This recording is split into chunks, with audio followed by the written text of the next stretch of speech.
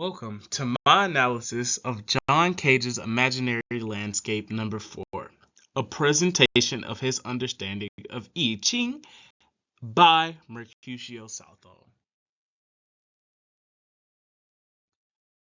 Who is John Cage?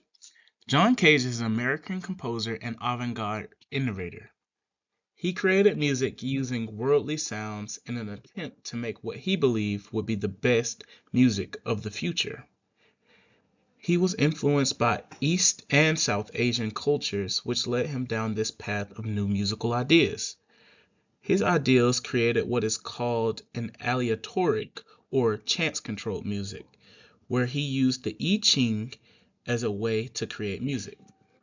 He did this because he believed the current music of this world was what he called purposeless play, and further describing it as an affirmation of life, not an attempt to bring order out of chaos, nor to suggest improvements in creation, but simply a way of waking up to the very life we're living.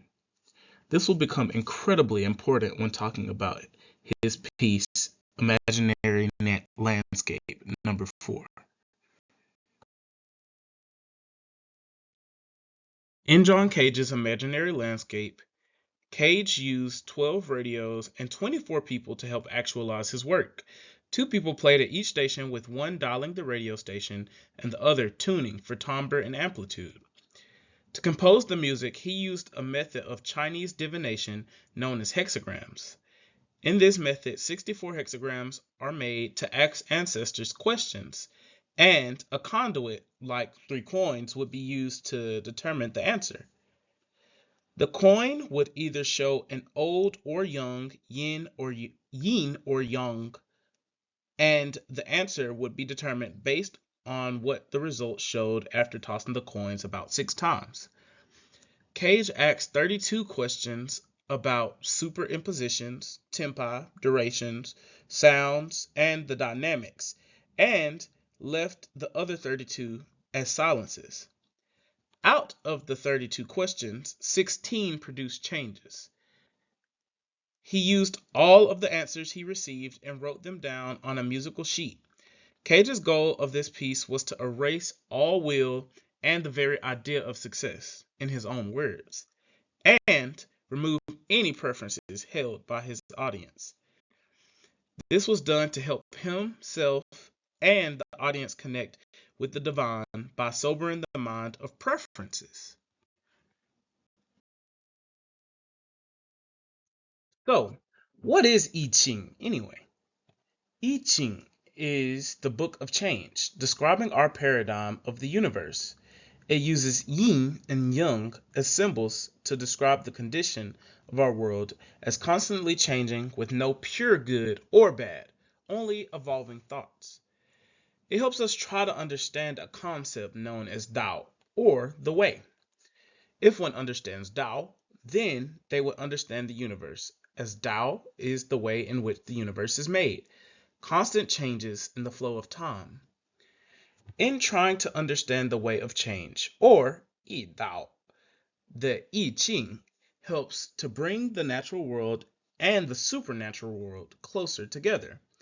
Using divination methods and practices like hexagrams or oracle bones to ask ancestors questions is useful in trying to understand what changes will occur around us, whether we like the changes or not. In summation, I Ching is the universe, or us, looking in on ourselves and trying to understand the changes around us as they occur. So, now that we understand the general concept of I Ching, we can now understand what are some successes of Cage's Imaginary Landscape number 4. So, what did it get right in terms of I Ching? I believe Cage's use of hexagrams to create music was brilliant. Even when Cage received those 16 changes, he did not fret. He used them anyway.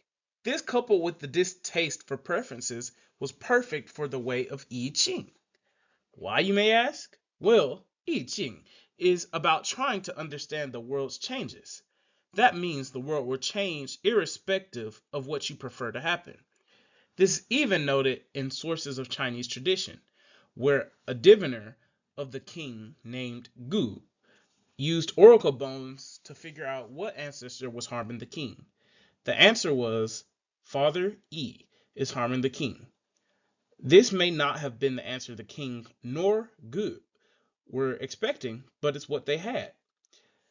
That is what understanding change is about, knowing that regardless of what you want to happen, change will occur. These are some of the great successes of Cage's piece, but the entire piece was an incredible metaphor for Yijing, Yijing itself. Using the radios and changing the station, amplitude, and timbre created a chaotic, unpredictable mangle of static and random radio noise. The key is in the chaos, though. Being unable to predict what will happen when these changes were made continues to show the concepts of chaos that is change. Even when using divining rituals to ask ancestors about the changes that will occur, their answers are seldom clear, often slightly obscure and up for interpretation. So, Cage's goal also contains a success, as he wanted people to connect to the divine via his music of change and unpredictability. In this manner, I believe Cage had an incredible understanding of I Ching.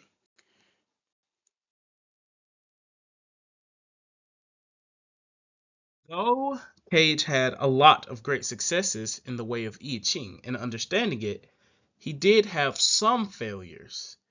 The only notable failure that I noticed on Cage's part was in the types of questions he asked. We don't know the exact questions, but we do know what he asked about, being things such as amplitude, timbre, superimpositions, and sounds. I consider this a failure because divination isn't to be used to ask exact questions. How could one ambiguously ask what amplitude to use and at what time? Hexagrams can't say use 3 amps for 5 seconds. So that draws some concern as to how exactly he asks questions. But for the most part, his understanding of I Ching is still pretty good.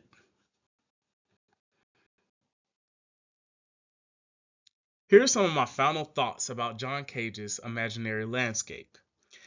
I personally did not feel more connected with my ancestors from listening to radio static and random noise. And I understand that was the purpose, but it didn't really achieve anything to me. It was more so jarring noise. I have attempted divination in class using the hexagram method, and I also used a computerized version of the hexagram method, and I felt that I had actually received answers. In both cases, I went in with a clear mind, unimpeded by any preferences or thoughts, just trying it out. So with this in mind, I went and listened a second time to see if I could go in with a clearer head and a slightly better understanding of what I was listening to try to get something out of it. Because if I went in with not trying to get anything out of it, of course I'm not going to receive anything. And upon my second listen, I immediately wanted to say, yin, yin, yin, yin, yin, yin, yin. Sextuple, young, yin, all bad. Because as I felt as though it was mostly just bad with little good. There was no real benefit to the music I had listened to.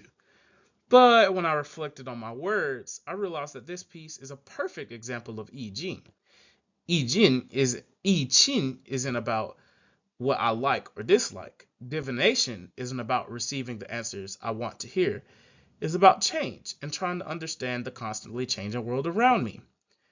What I originally thought to be yin, or a bad song with little good, changed into young, a good song with, of course, a little bit of jarring noise.